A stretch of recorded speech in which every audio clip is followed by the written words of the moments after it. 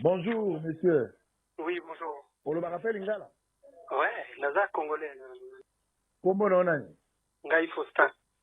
Aux a des nationalités, nini? Congolaise. Aux a nationalité congolaise. Comment on a Faustin Kitika? Fitika. Yo, outi France, au Vandakao. Dans Bouti France. Au Komaki à journée. Dimanche, dans Bouti. Au Komaki dimanche, na Boutou. Bouti, ouais. Qu'est-ce qui s'est passé au juste? Ce qui s'est passé, c'est que tant qu'on a commis, dimanche, wana, tout le monde a bien. On a eu dans l'hôtel. Bon, déjà, na yoka qui n'est moi fièvre vraiment que salingaï. Oui. Moi fièvre et salingaï. Bon, na tout mis madame, na lobby, na peut-être ba vaccin, on a besoin qu'il kuna avant tout ya. Ndi yango na mute salinga peut-être ngwa na moni loka fièvre vraiment et tout ça ina moi muke na bi bon na tongo to kende na hôpital na lukaza ba ko na ba kisi hein na ta. OK na hôpital nini? OK na hôpital. Na Ngaliema. OK. Na kende ki na Ngaliema. Oui. Na ke na Ngaliema pe bien na mutali pe ba médecin na ke na urgence na Ngaliema ba médecin ba komelinga pe ba kisi ba komelinga antibiotique na ba kisi mo boye na komela ko esila kala moko. C'est tout. Après nazongi na nganda kuna komi sikoyo na ndaku na ke kote ya bandal kota la famille tante na ngai. Après na kaka batumba ye na babengi tante na ngai keno bakoya ko baya ko salanga ba examen. Baya ko salanga ba examen. Normalement na sala ba examen makila na Ngaliema mesura na balobi na ngano loko ekuma kitar. Donc, moi, je passe à la mot et ça le soutient. On a l'indicat le lendemain. Après, na bandi kaka na banda na mona kaka groupe ba twana eye. Eye ono il faut tout ça le examen. Baza minanga bato bayaki. Bon, na éviter so baba minanga balobi bango baza soki ba nani o bango ba ye ko ba sala le examen ba sala tout le monde bato ba uta photo bango nyonso ba sala bango ba examen. Balata nini? Balaki na en civil, balaki en civil, ça c'est normal. Après, balobi na nga ono faut basala ngai ba examen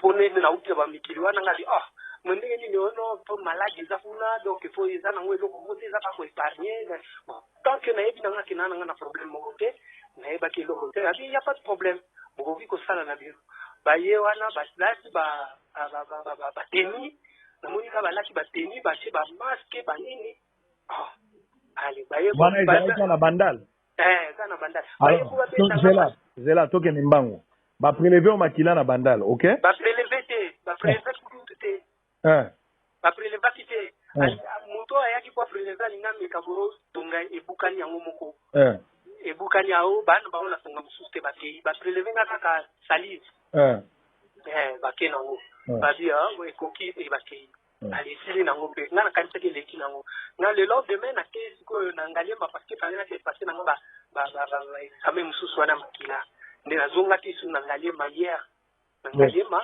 ba prélever ngai makila pona ba vie ba malaria ou enfin état de santé na ngani na ndako ka fièvre wana ba prélever ngai makila et c'est tout après nazongi na nga na hôtel na hôtel na ville na belle vie voilà okay.